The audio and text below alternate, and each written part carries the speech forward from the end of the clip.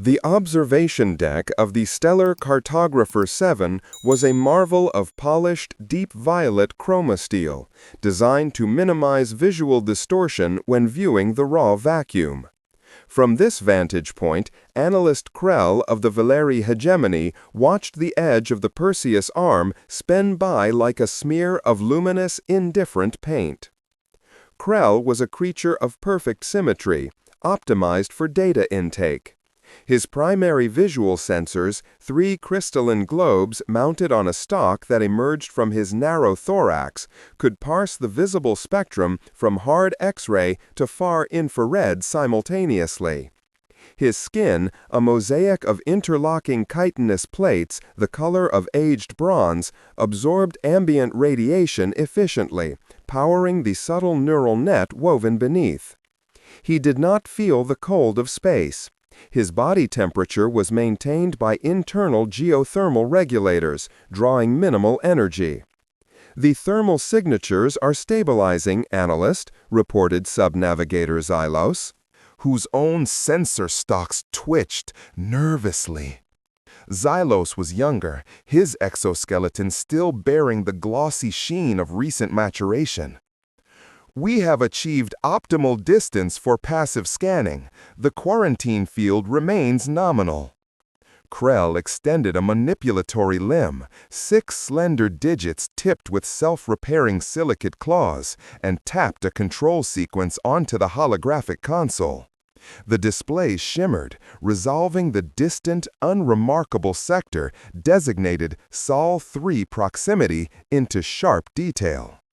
"Nominal is insufficient, subnavigator." Krell's vocalizer resonated, a low, steady thrumming that indicated professional dissatisfaction.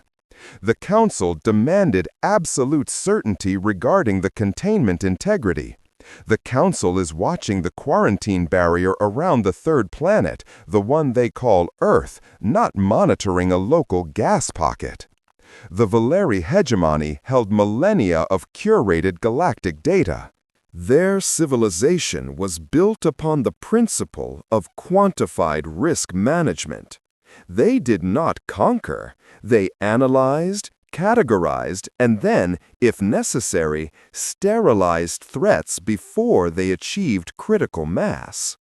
And Earth, the birthplace of the species designated Homo sapiens, was the universe's most persistent, baffling anomaly, a threat that refused to conform to established existential threat vectors.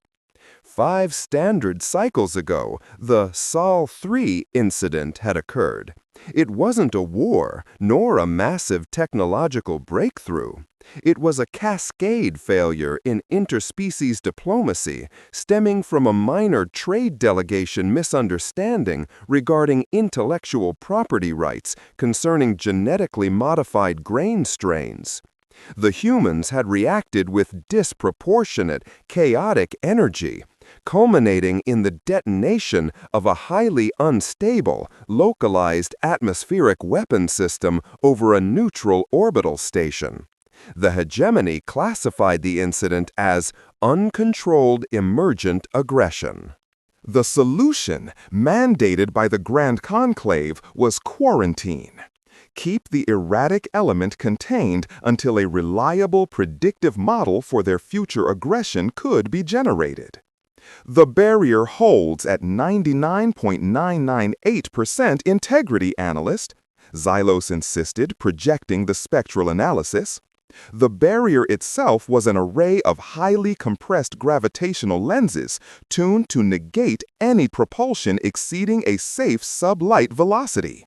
It was, effectively, a cage made of manipulated spacetime. Krell hummed skeptically. "And the local population? What is their current technological baseline?" "Consistent with previous cycles, sir.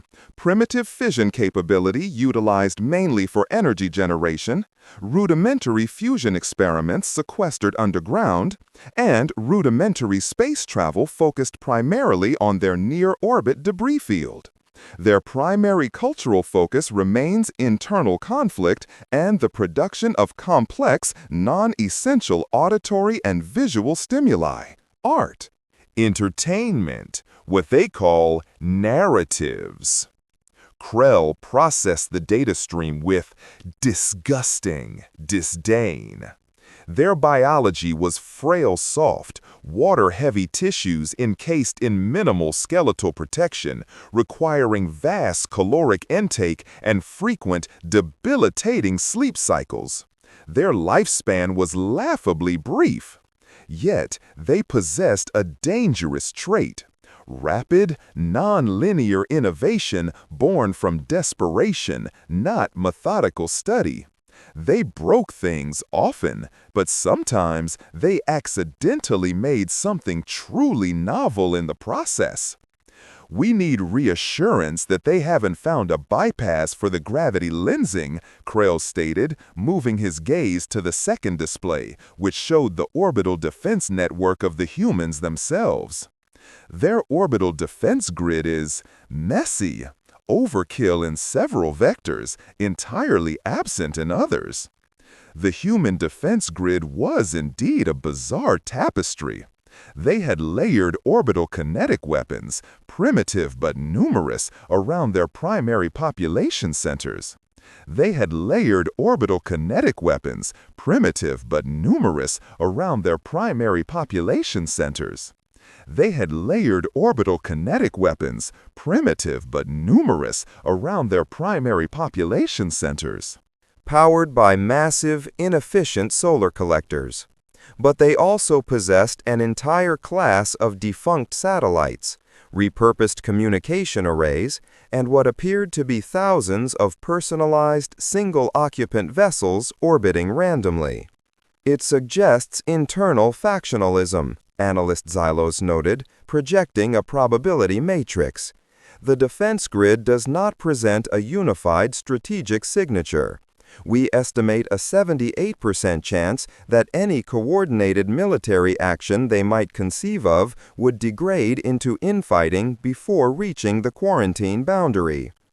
Krell leaned closer to the console, his crystalline sensors focusing on a faint, anomalous energy signature emanating from the darker, sparsely populated region of the planet designated Antarctica. Zoom in on signature Rho 77 beta, deep subsurface scan. Xylos complied, his manipulators flying across the controls. The display dissolved the thick ice sheet, penetrating kilometers of frozen sediment until a cavity was revealed, shimmering with an unfamiliar energy signature. "Impossible!" Xylos breathed, his stalks retracting slightly in surprised. "That profile, it matches no known terrestrial energy matrix. It is drawing power from ambient quantum fluctuations, but stabilizing the output through a known, though highly theoretical, zero-point modulation array. That technology is considered Class 4 forbidden even by the Scythian Collective." Krell's respiratory filters opened slightly, drawing in a cooler internal atmosphere. This was not the expected pattern. Primitive species did not jump from chemical rockets to controlled vacuum energy taps without intermediate steps. It was like finding a culture that mastered agriculture immediately after discovering fire. "Run a bioscan of the immediate area," Krell commanded, the serious chill returning, overlaying the curiosity. "If they have achieved controlled ZPM, they are no longer a local containment issue. They are a galaxy-wide risk." Xylos worked frantically. "Bioscans returning. Negative, analyst. No organic signatures near the power source. Only automated constructs maintaining the facility. They are drones? Automated, yet utilizing technology that should require centuries of theoretical groundwork," Krell countered. "That suggests outsourcing, or, more worryingly, a breakthrough achieved through sheer brute force trial and error, the human method." The core of the Valeri assessment of Homo sapiens was their inexplicable resilience. They survived plagues that should have culled 90% of their species. They rebuilt civilizations from ash after nuclear exchanges, often emerging stronger, or at least more determined. They were, Krell grimly conceded, highly effective scavengers of their own failures. Analyst, Xylos interrupted, projecting a new incoming data packet, overriding the ZPM analysis. We have a communication ping. It is directed precisely at this vessel, encrypted using a non-standard temporal cipher, but the bandwidth usage suggests active transmission. Krell stiffened. A direct transmission into their localized monitoring grid was an act of profound and likely aggressive audacity. They were supposed to be outside the human sensor envelope. Filter and decrypt. Priority Alpha. The Valeri hegemony communicated through controlled gravitational pulses, undetectable by most species. The humans used electromagnetic radiation, crude, noisy, and easily detectable. They shouldn't even know this ship was here, let alone where the primary receptor nodes were located. The decryption process took 12 agonizing cycles. Xylos's chassis hummed with the strain of reversing a cipher designed to mask data against their own monitoring sweeps. Decryption successful, analyst. It's a single, low-resolution visual feed, accompanied by a synthesized vocalization. Krell activated the feed on the main screen. The image resolved. A single human male, middle-aged by their metrics, standing in a room that looked haphazardly constructed, filled with strange, glowing implements and screens flashing dense streams of alien text, Valeri diagnostic readouts.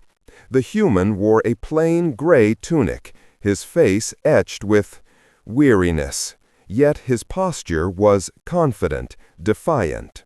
The synthesized voice, filtered through Valeri translators, carried a tone of angry, strained diplomacy, attempting to mask deep, simmering anger. Stellar Cartographer 7. We acknowledge your persistent and, frankly, intrusive monitoring of Sector Sol 3. We have detected your gravimetric containment field. We understand your assessment of our species' current developmental tier. Krell blinked his central sensor, slowly. They knew the ship's designation? How? Acknowledge receipt, Analyst Krell, Xylos whispered, entirely ignoring procedure in his shock. The human on the screen offered a slight, almost imperceptible nod. We are aware of the quarantine protocols enacted 5 cycles ago following the trade delegation misunderstanding. We have spent the subsequent 5 years reviewing the incident. We agree on the analysis. Our reaction was inefficient, costly, and ultimately reflected poorly on the species' capacity for measured response. Krell felt a cold flicker of appreciation. Admitting error was statistically rare among Type 1 civilizations. Continue transmission, Krell ordered. The human paused, taking a slow, deliberate breath, a biological requirement Krell always found inefficient. However, our review has led to a deeper understanding of the precipitating factors. The misunderstanding involved the patenting of the Triticum vesta hybrid strain. The hegemony protocols deemed our counteroffer regarding compensation grossly inadequate for the cultural significance of the genetic sequencing. Your assessment of aggression was therefore flawed, viewing the subsequent actions solely through a lens of resource imbalance rather than perceived existential threat to intellectual heritage. Krell remained silent. This was an attempt at renegotiation disguised as an apology. Predictable. We do not seek to break the quarantine, nor do we demand immediate integration into the hegemony matrix, the human continued, his eyes narrowing almost imperceptibly.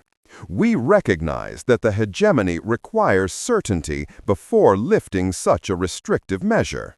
We are prepared to offer you that certainty." This was the pivot. Krell adjusted his stance. "Preparing to record the terms of surrender or the outline of a desperate, technologically inadequate assault. We offer you a single favor," the human stated, his voice dropping slightly, carrying a manufactured intimacy that Krell found deeply irritating. "We ask for one single, verifiable act of goodwill from the hegemony. Something small, measurable, and easily accomplished by your superior technology." Xylos shifted behind Krell. "A favor, analyst? A bargain? They are attempting to establish precedent for trade negotiations. A trap, subnavigator, or perhaps a desperate bid for medical supplies. Log the request." Krell spoke calmly, his internal processors analyzing the human's facial musculature for deception. The subtle flaring of the lacrimal ducts, the micro-tremors in the jawline, all within normal parameters for stressed diplomacy. "And what precisely is this favor you seek, human?" Krell projected his query through the established link, keeping the Valeri designation neutral. The human smiled. It was a sarcastic, humorless expression that did not reach his eyes. "We require only one thing, Analyst Krell. We require that 5 cycles from now, you deploy a single, low-yield, broad-spectrum resonance pulse, precisely tuned to the atmospheric decay rate of the Martian orbital defense platforms. You will momentarily overload their ancient, messy power conduits, a flicker in their system security, nothing more. It will look like a minor equipment failure." Krell leaned back, processing the surprised, sheer audacious simplicity of the request. Why would they ask for a targeted systems disruption on a nearly abandoned planetary body? "You seek to disrupt old defense platforms? Why?" Krell asked. "We can monitor the disruption. It is meaningless noise. Why waste a single cycle's energy expenditure on a meaningless disruption?" The human's gaze sharpened, becoming intensely focused, almost predatory. He leaned into the recording device. "Because, Analyst Krell, when humanity promises you a favor, we require a demonstration that we are capable of making complex external interventions without immediate hostile detection. We require a small, visible gesture that proves you are willing to comply with our requests, however trivial they may seem to your galactic framework." He paused, allowing the silence to stretch. The dramatic tension was palpable, even across the void. 5 cycles from now, you execute the pulse. And in return, when the quarantine is lifted, we will show you the results of the last 5 years of our internal restructuring. We will show you what happens when a species with infinite capacity for petty conflict finally agrees on a singular, shared goal. The human's composure broke, replaced by a sudden, burning intensity. "When we finally cooperate, Analyst, we don't just solve problems, we redefine the parameters of existence. We aren't asking for trade, we are offering leverage. We are offering you a glimpse of what happens when the chaos stops." The transmission flickered, then ceased. The holographic screen reverted to Valeri's diagnostic overlays. Xylos was visibly vibrating. "Analyst, this is unprecedented. They are demanding operational support for an unknown objective. The risk assessment for executing an energy discharge within a quarantine zone is high, even if the output is low. Krell stared at the blank spot where the human's defiant face had been. The ZPM array detected subsurface, an immediate technological jump. The transmission. They knew the ship's designation and the details of the quarantine justification. And now, this strange, almost pathetic request for a minor act of vandalism on a dead planet. It was either a brilliant feint designed to distract the hegemony while they prepared a true hidden weapon, or it was exactly what they said it was. A small show of cooperation before they revealed something truly monumental. Krell accessed the Central Hegemony database, searching for any historical precedent for a species offering something of value in exchange for a minor, compliant action from a superior power. The results were negative. Every known precursor civilization that offered a favor did so after achieving a superior position, not while caged. "Subnavigator Xylos," Krell said, his voice low and concisive, overriding the lingering doubt. "Prepare the targeting calibration sequence for the Martian debris field. Tune the pulse to 1.4 terahertz with a peak power output of 1.2 megajoules. Duration 400 milliseconds. Set the execution timer for exactly 5 cycles from this moment." Xylos blinked his primary sensor, surprised, repeatedly.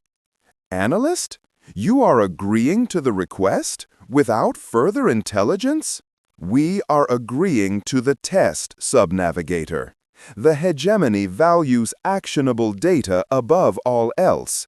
This human has given us a controllable variable within the containment zone.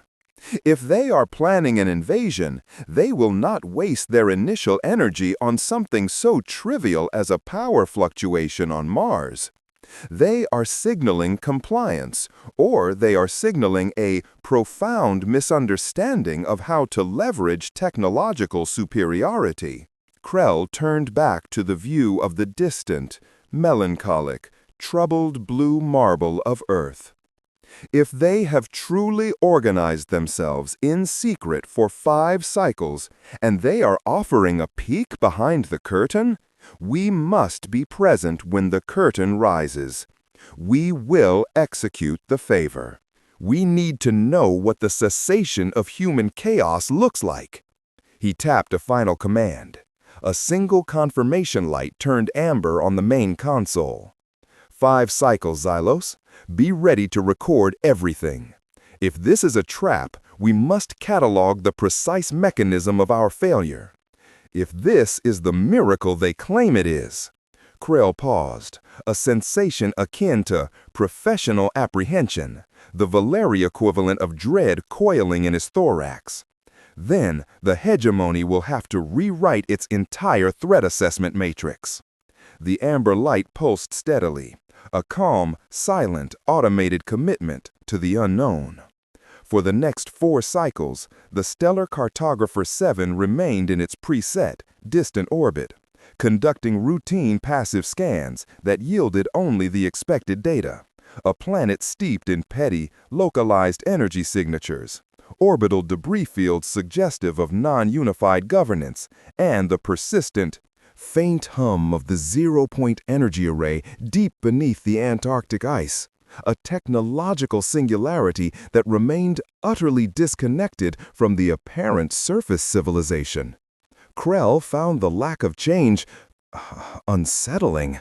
The human, whose designation was logged only as Delegate Prime, had possessed an unnerving conviction.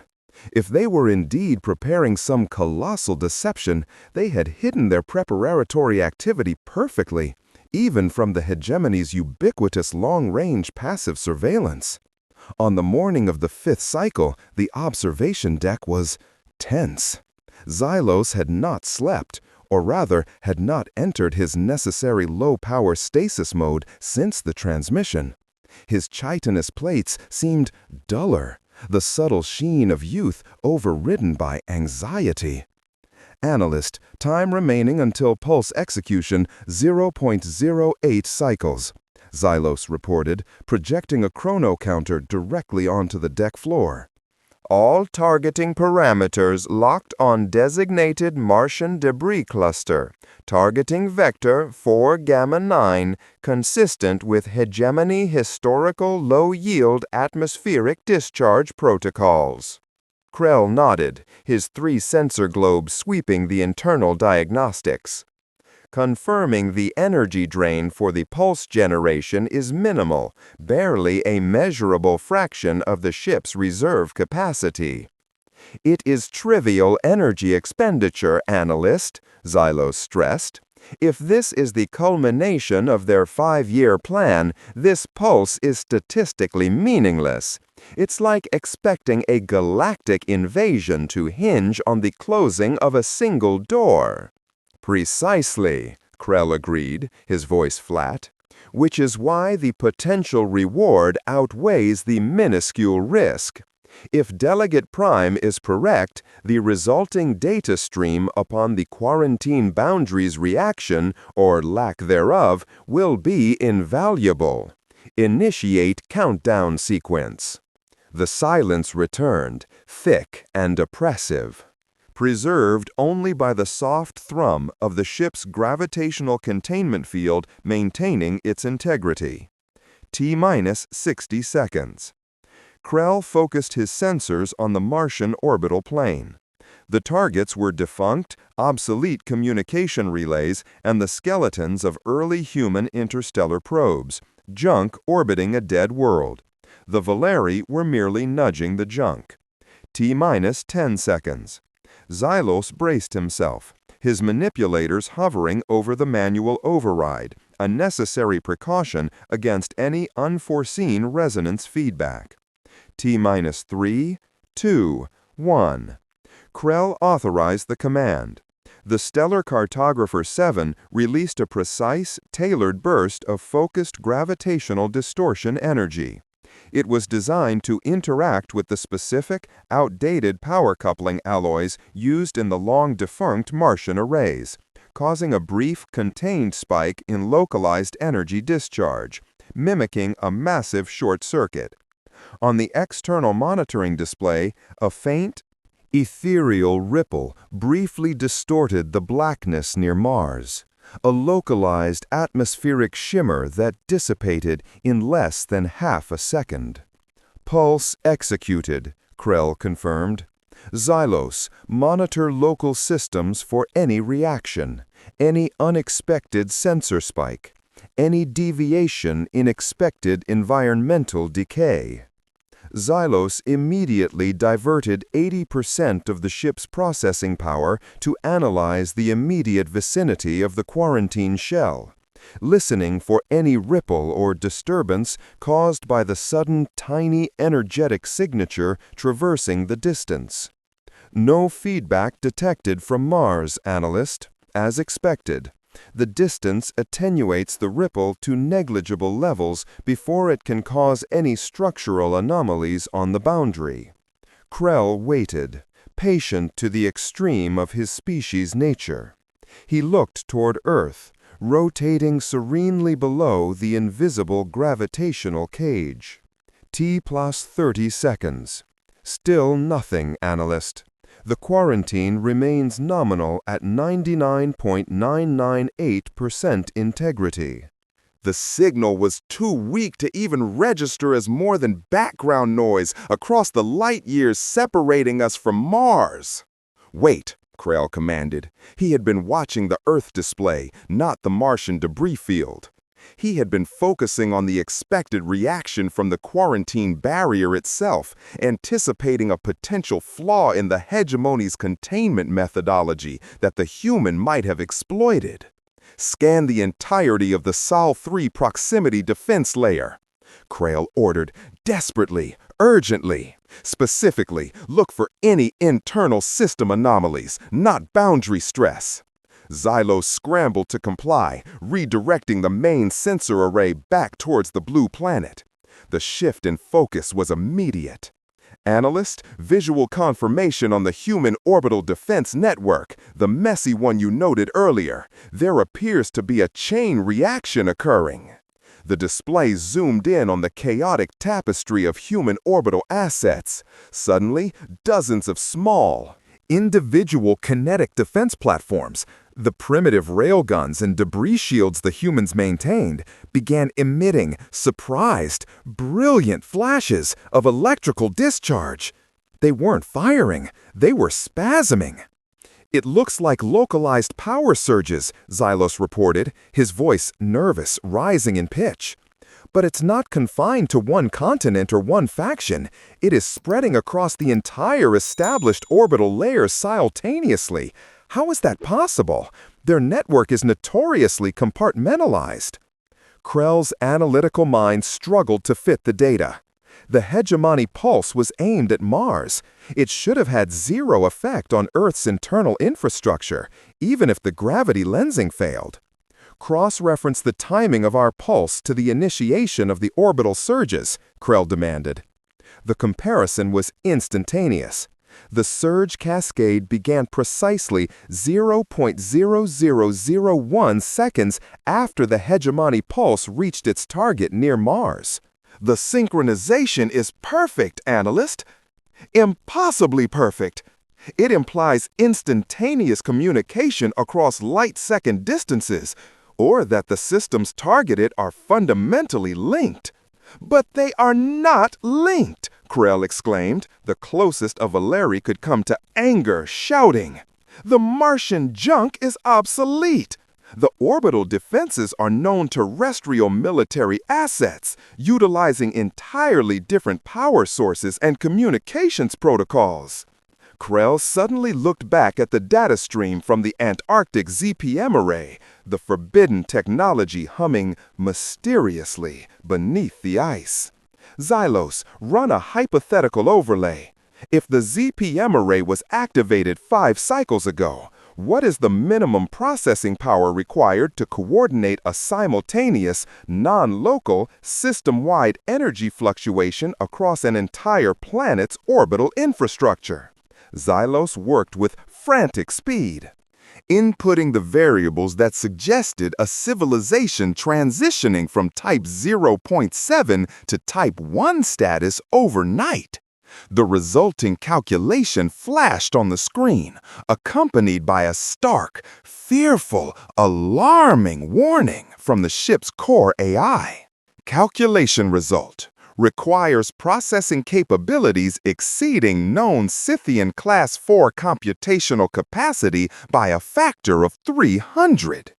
"Impossible," Xylos whimpered, retracting his sensory stalks until his head was nearly touching his thorax.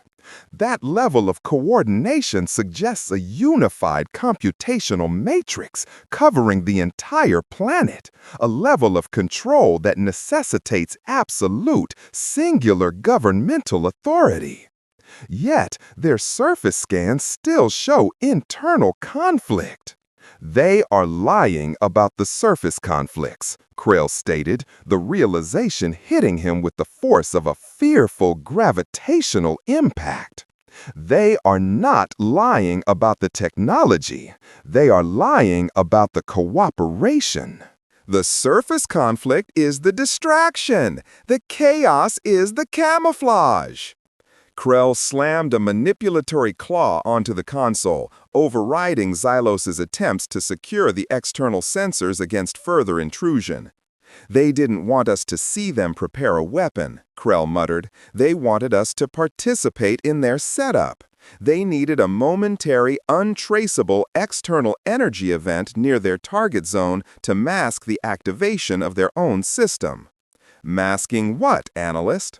"Masking the jump," Krell hissed, his gaze fixed on the quarantine barrier display. The barrier remained at 99.998% integrity. But something was fundamentally wrong with that number. Krell pulled up the raw gravitational lensing metrics. "The barrier is not being breached, Xylos. It is being ignored. The human pulse wasn't meant to overload their orbital junk. It was a trigger signal, a timestamp." They used our release of energy, however minute, as a reference point to initiate something that bypasses gravitational lensing entirely. He brought up the telemetry from the ZPM array in Antarctica again.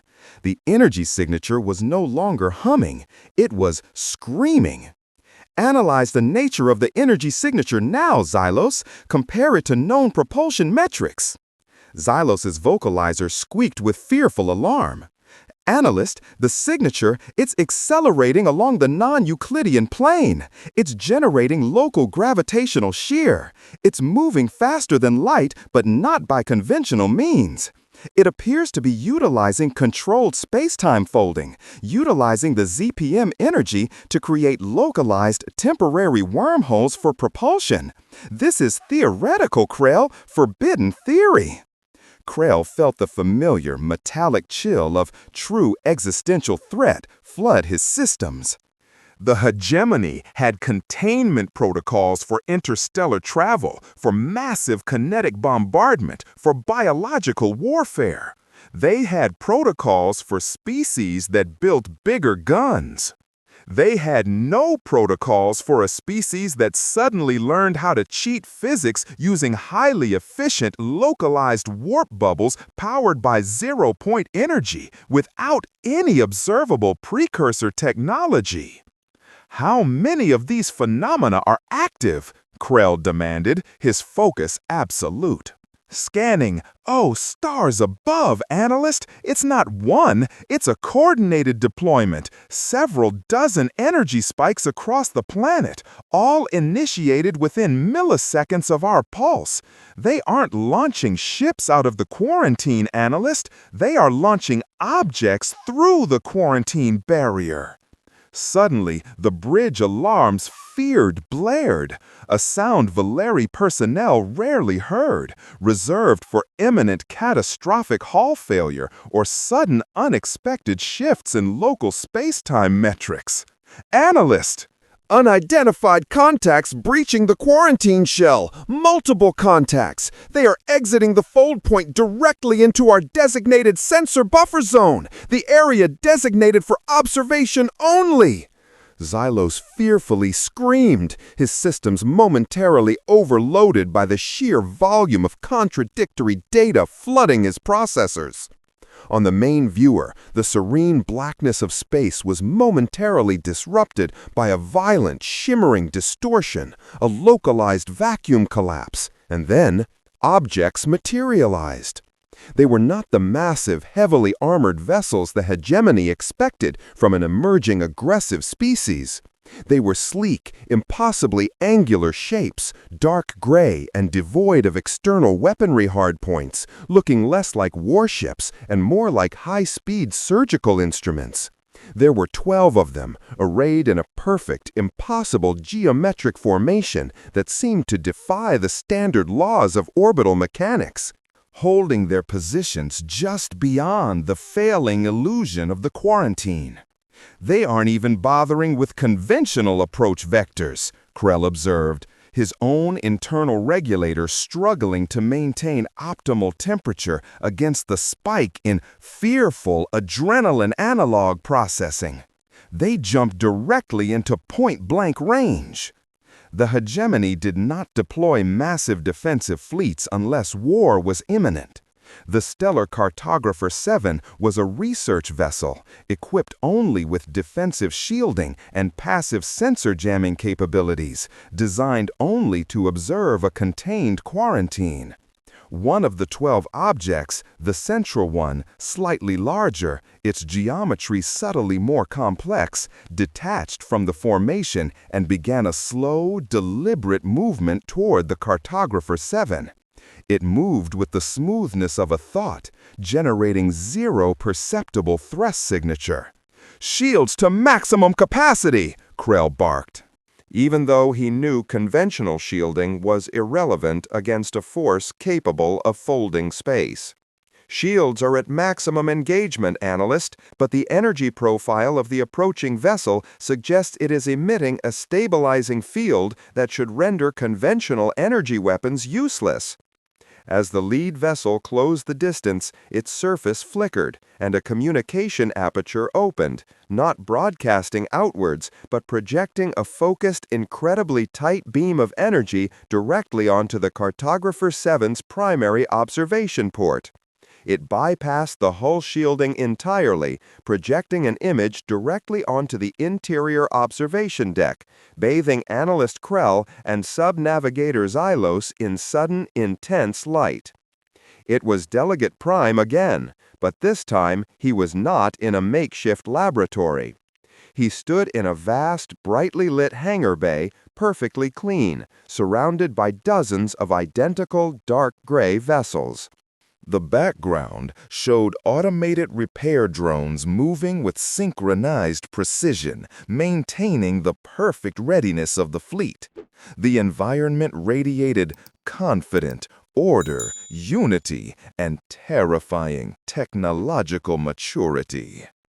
Delegate Prime's weary expression was gone, replaced by an almost calm, focused calm that was far more fearful than anger.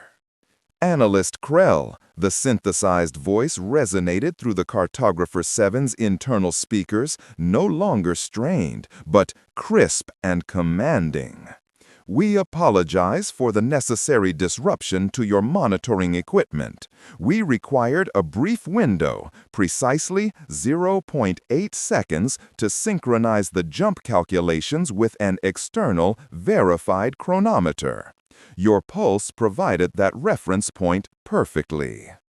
Krell stared, unable to process the reality of the scene.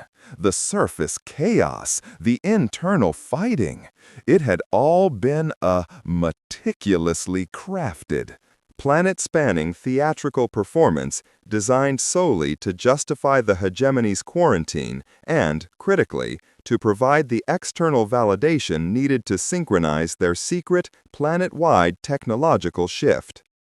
The favor is repaid, Delegate Prime stated, his gaze locking onto Krell's central sensor globe. We showed you our willingness to coordinate globally for a singular purpose.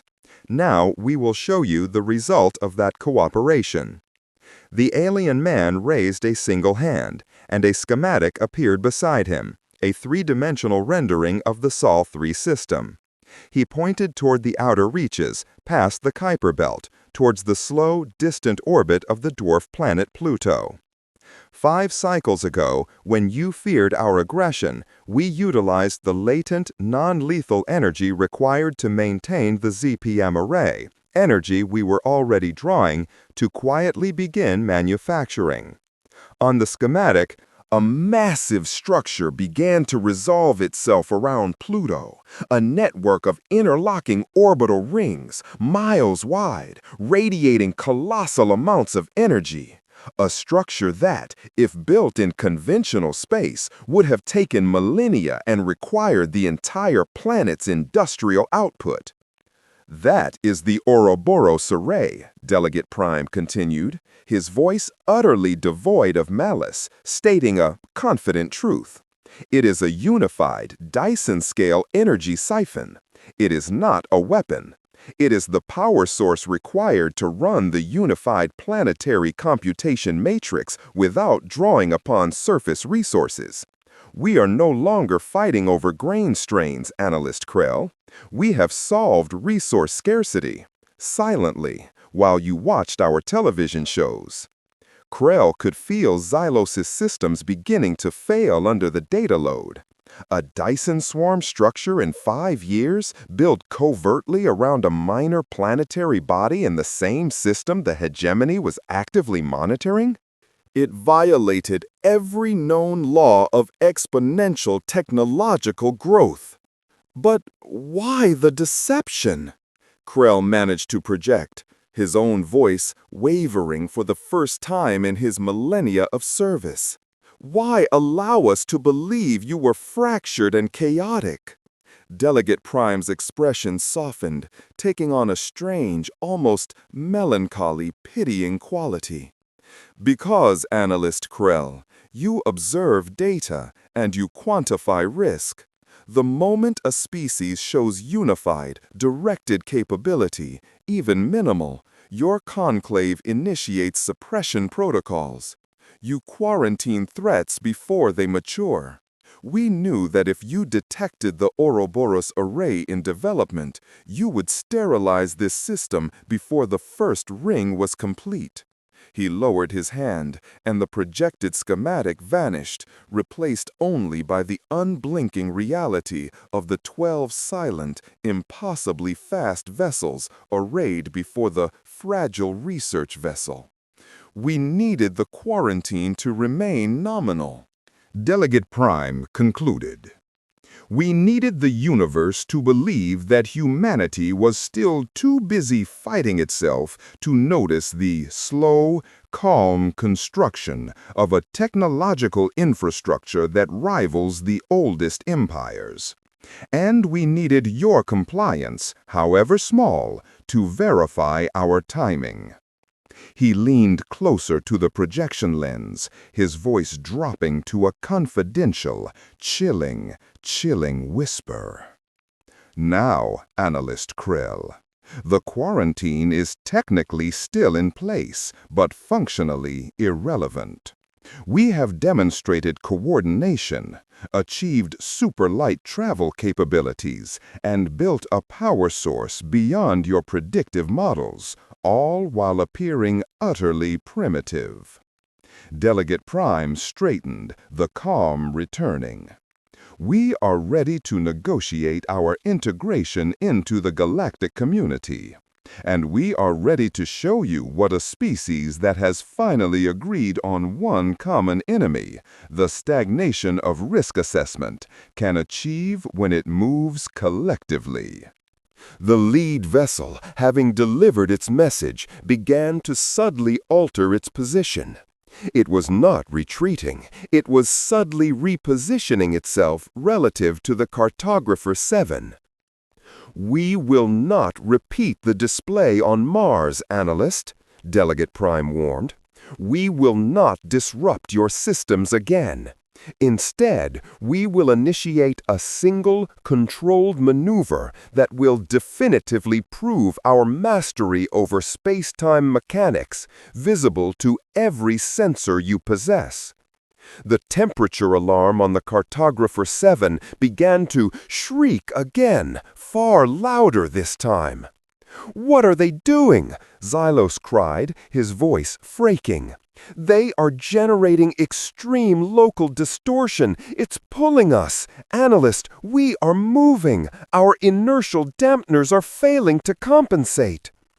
The stellar Cartographer 7, the pinnacle of Valyri observation technology, began to shudder violently, pulled by an external force that registered no discernible energy signature. Only the crushing distortion of the void itself.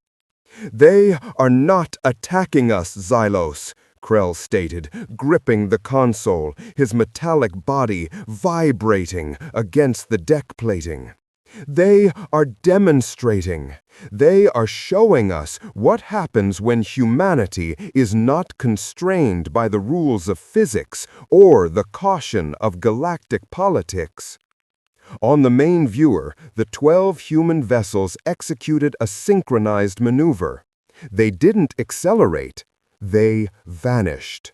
All 12 winked out of existence at the precise same millisecond. Then, 1 second later, on the visual display showing the outer rim of the Sol 3 system, past Pluto, beyond the established limits of the quarantine field, all 12 vessels reappeared simultaneously, forming the exact same perfect geometric cluster around the Ouroboros array, a feat that required not just faster-than-light travel, but perfect, unified arrival synchronization across interstellar distances. The display settled. The vast, silent, terrifying structure of the Ouroboros array hung there, powered and waiting, orbiting the distant, cold edges of the system. Krell looked out at the screen, then down at his own hands, the perfect, logical manipulators of the hegemony. He finally understood the true nature of the species they had tried to cage. "Xylos," Krell whispered, the professional calm utterly shattered. "Recall all data. Prepare for immediate emergency jump sequence. We are not equipped to observe this level of development." But before Xylos could initiate the retreat protocols, a final, singular contact ping arrived.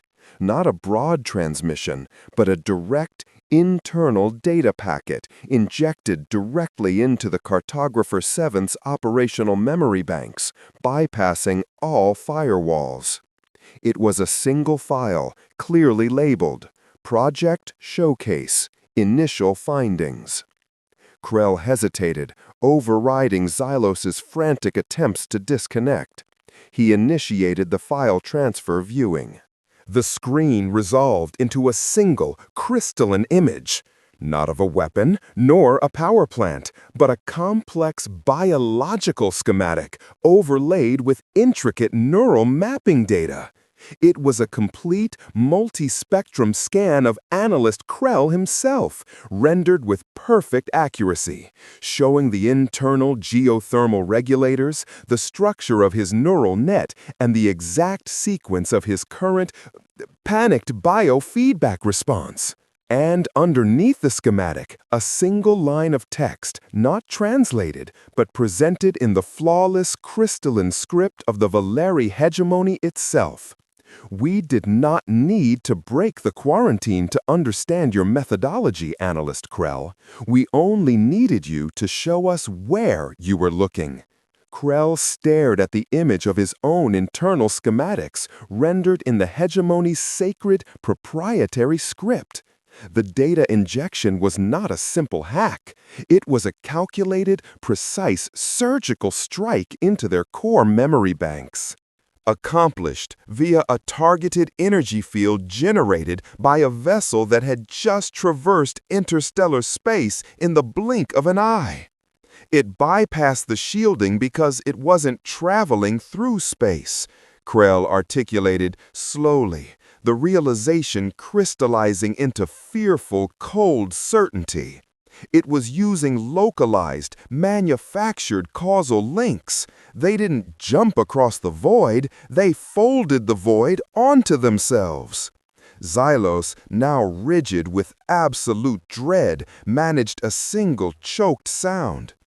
"Analyst, the diagnostic readout on the packet metadata. It indicates the scan was performed approximately 4.2 Earth hours ago, while we were waiting for the execution timer to run down.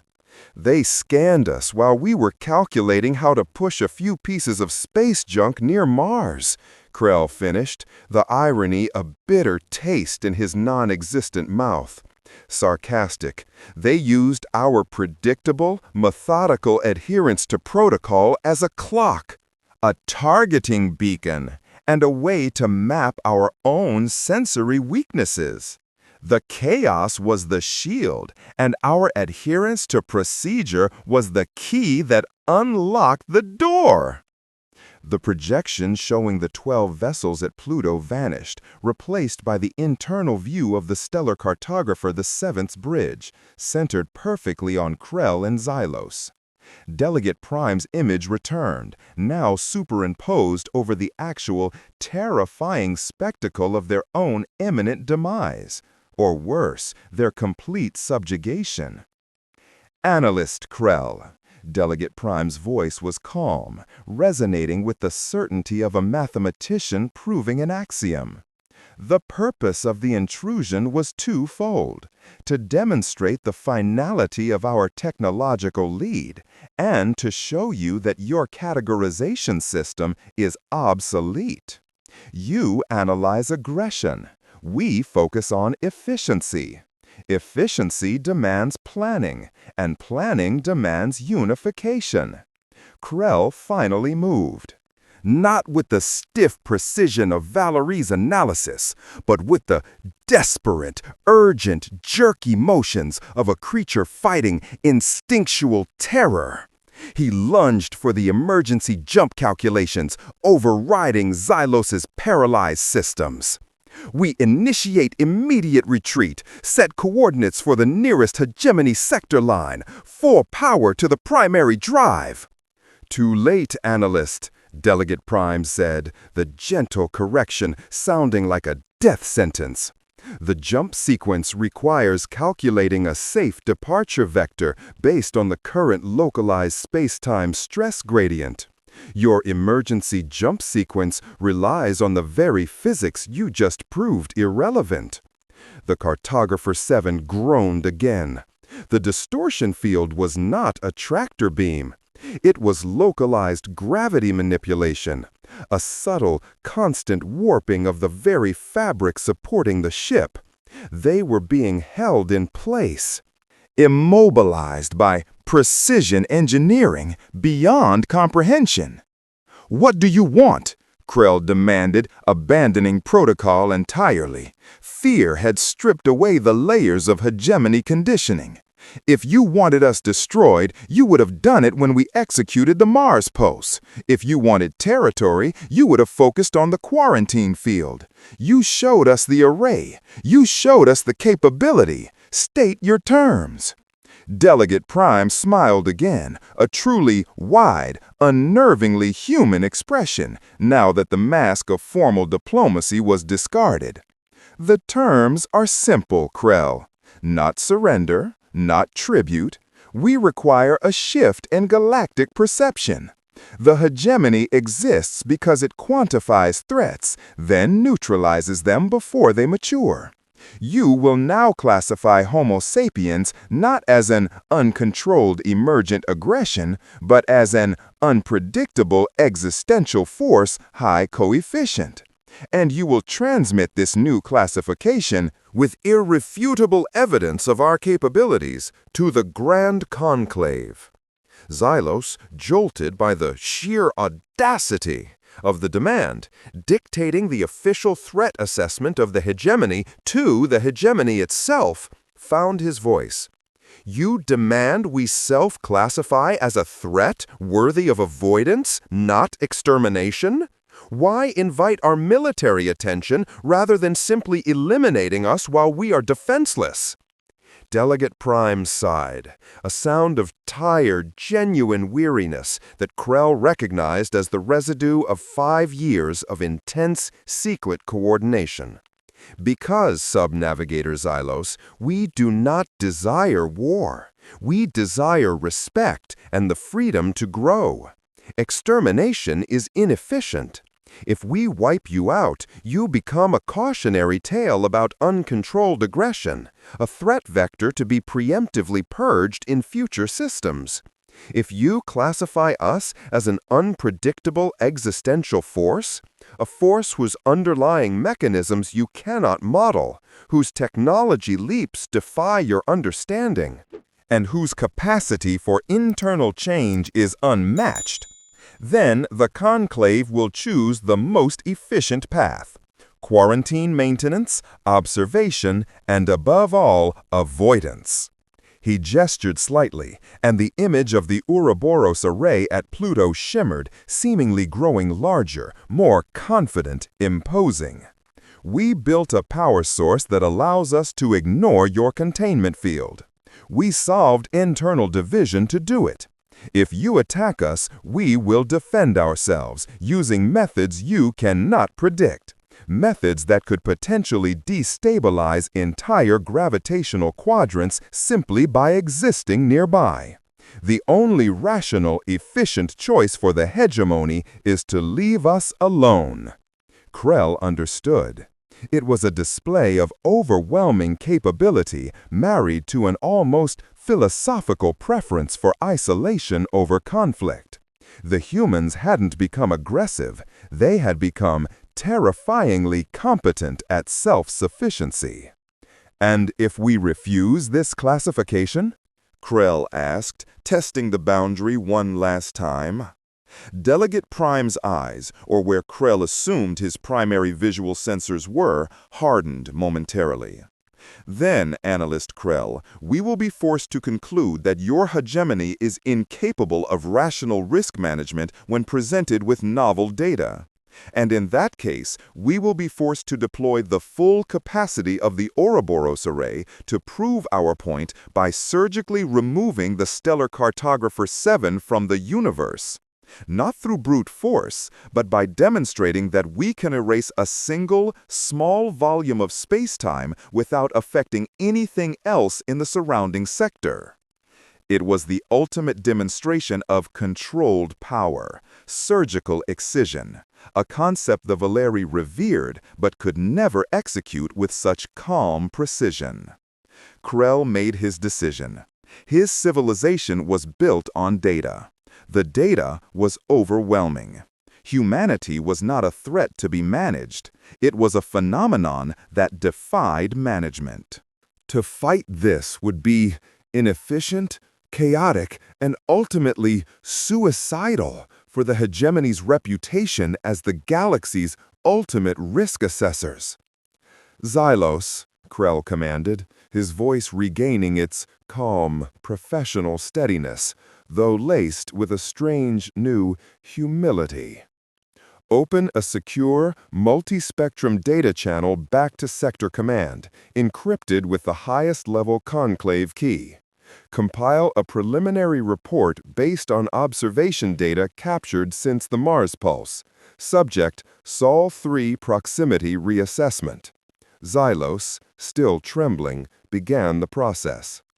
"Delegate Prime," Krell continued, addressing the projection directly, "we acknowledge the demonstration. The Cartographer 7 will compile the report immediately. We will transmit the required threat reassessment. We will classify Homo sapiens as an unpredictable existential force, high coefficient."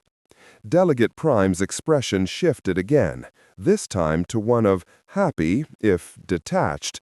"Excellent! We appreciate the efficiency, Analyst. We always suspected the conclave valued data integrity above all else." As Xylos furiously compiled the package, a report that would redefine galactic politics, Krell took one last look at the image of the serene, terrifyingly unified human leader. "One last question, Delegate," Krell projected.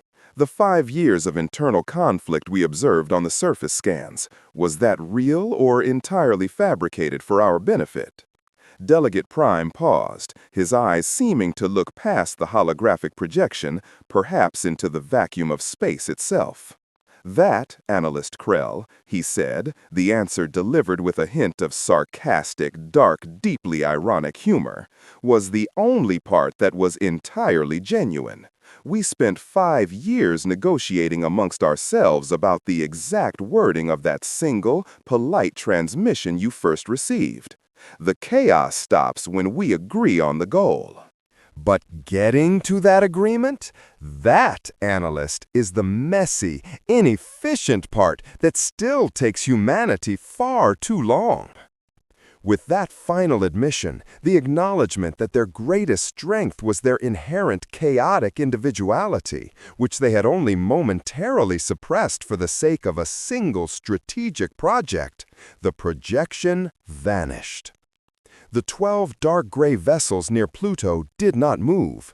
They simply remained, silent, impossibly advanced sentinels guarding the secret of confident, unified, silent growth.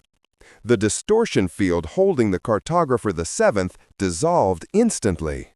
"Jump sequence calculated and locked," Xylos yelled, his happy relief almost causing a system failure. "Initiating emergency retreat."